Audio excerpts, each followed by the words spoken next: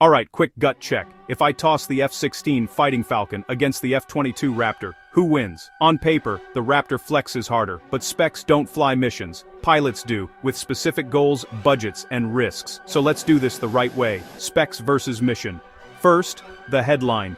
Stats. The F-16. Light, nimble, tried and true. Think 1970s roots, upgraded brains.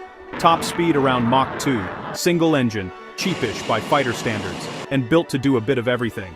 The F-22? 5th gen, stealthy, twin-engine monster. Supercruise around Mach 1.5 without afterburners, thrust vectoring, and sensors that whisper in code. It's a specialist air superiority first, everything else second, but missions matter. If the job is, day one, punch a hole in dense air defenses, dominate the sky, and make sure your team gets home, F-22. If the job is day 300, keep flying, attack ground targets, patrol borders, escort, and do it again tomorrow without breaking the bank, F-16. Let's stack the categories. Stealth F-22 is basically a rumor with wings. It decides when to be seen. The F-16 can reduce its footprint with pods and tactics, but it's not built to ghost past radar. Advantage. F-22. Agility. Both can turn and burn, but the F-22's thrust vectoring lets it pull silly angles and keep control where physics says nah. The F-16 is famously agile and forgiving, but it can't cheat air like the Raptor. Advantage. F-22. Speed and climb. Both are fast. The F-22's Supercruise wins on sustained speed without guzzling afterburner, sensors and situational awareness. The Raptor's sensor fusion is like getting the answer key during the test. The F-16's avionics have evolved a ton, especially with newer blocks and AESA radars, but the fusion layer still favors the F-22. Advantage, F-22.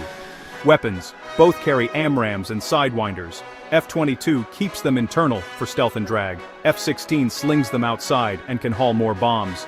Air-to-air dominance, F-22. Multi-role loadout flexibility, F-16. Cost and sustainment. Here's where gravity hits. F-16s are far cheaper to buy and keep flying. That means more jets in the air, more sorties, and more presence. F-22s are premium, with maintenance that eats time and budget. Advantage, F-16. Sortie rate and availability. F-16 wins in raw volume. When your mission needs lots of jets, lots of places, lots of days, workhorse time. Interoperability. F-16s fly with everybody. It's the world's group project that actually works. F-22 is fewer, highly specialized, and plays a quieter role in the package. Pilot, training, and forgiveness. The F-16's decades of lessons make it predictable, reliable, and loved. The F-22 gives elite pilots superpowers, but the pipeline is tighter, and the airframe count is low. Okay. The inevitable who wins in a dogfight. If both see each other. It's messy and pilot-dependent.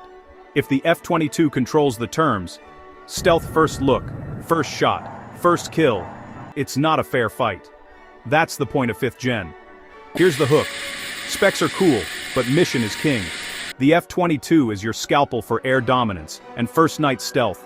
The F-16 is your Swiss Army knife for the 99% of days after that. So if you want the sky turned off for the enemy, Raptor.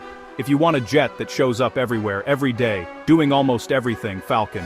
2 champions, different rings. Pick the mission, then pick the machine. And if you're still counting wins on a spec sheet, you're missing the real scoreboard: who controls the fight, who completes the task, and who can do it again tomorrow. That's the difference between fast and finished.